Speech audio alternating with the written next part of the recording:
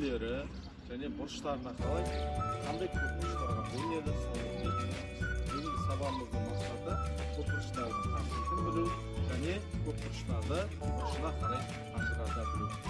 Сабағымызды бастамас үшін топқа бөлінеді. Топқа бөліну үшін балалар рет-ретімен саналады. Кәне мүгірек 3 топқа бөлінеді. Бірінші, екінші, үшінші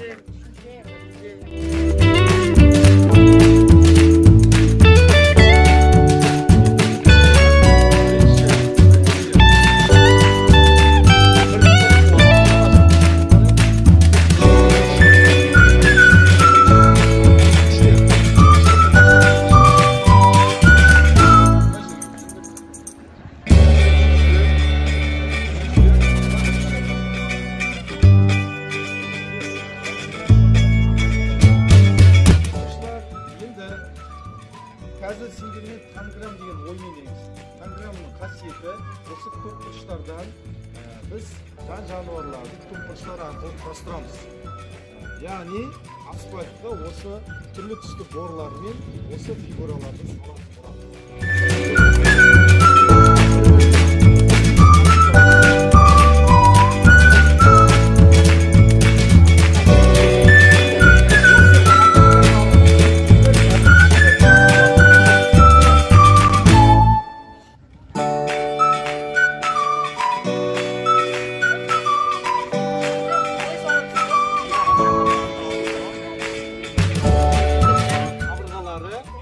Қабырғалар параллель болу керек көпбұрышта.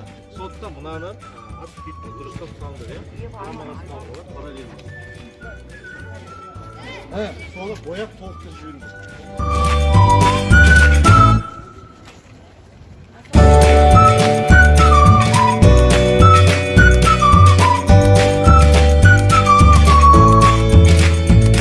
Оқушылар, сендерге берілген тапсырманы дұрыс орындадыңдар. Сендердің суреттерін анық және түстері өте жақсы шыққан. Енді сендерге осы суретте берілген фигуралардан құрастырылған аққу бейнеленген. Енді осы аққуда қандай фигуралар орналасқанын айтып шығайын. Мынау дегеніміз бұл тең бүйірлі үшбұрыш. Бұның бүйір қабырғалары тең болады. Мына екі бүйір қабырғасы тең, және табандағы бұрыштары тең болады. Ал мына сары фигураға келетін болсақ, ол тік бұрышты үшбұрыш. Тік бұрышты үшбұрыш табанда бұрыш, тік бұрышты үшбұрыштың бір бұрышы 90 градусқа тең болады. Және келесі мына жасыл фигурада ол тең қабырғалы, тең қабырға және тең бүйірлі үшбұрышқа жатады. Ал мынаған келетін болсақ, ол да тең қабырғалы үшбұрышқа жатады. Ал мына фигура бұл шаршыға жатады. Яғни шаршының барлық қабырғалары тең болады. Келесі бұл параллелограмм. Параллелограммның қасиеті қарама-қарсы бұрыштары тең және қарама-қарсы қабырғалары тең болады. Ал мынаған келетін болсақ, бұл тік бұрышты үшбұрыш. Бұл бұрышты үшбұрыштың қасиеті бір бұрышы 90 градусқа болады.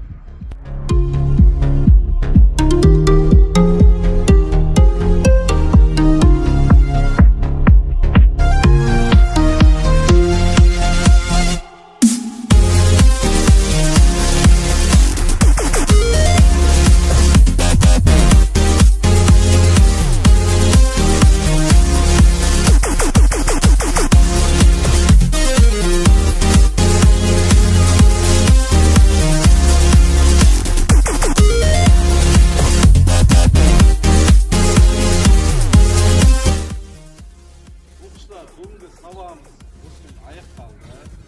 Бүгінгі сабағымызды баспасымен бағалайық.